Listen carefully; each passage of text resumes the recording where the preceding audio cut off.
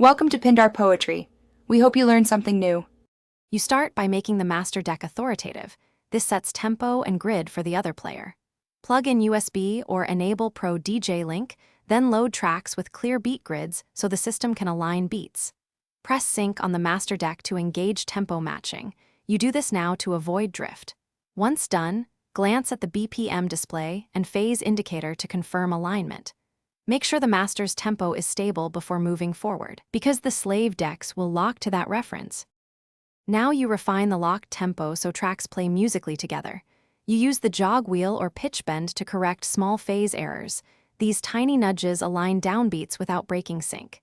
If the tracks have different grid placements, adjust the beat grid or set a hot cue at the first downbeat, then resync. Make sure to preview in headphones while keeping the master audible. This lets you check phrasing and equalization. Once aligned, you can mix using channel faders or filters for a seamless handover. Finish the mix when both tracks are matched in beats and musical phrasing. You can fade or perform a cut depending on musical intent. If you notice drift, stop, reassert which deck is master, check both beat grids, then reapply sync to reestablish alignment. Make sure to carry a backup USB or be ready to switch to manual beat matching. This prevents set interruptions. Finally, if sync repeatedly fails on a track, disable sync and nudge manually, while adjusting tempo to avoid.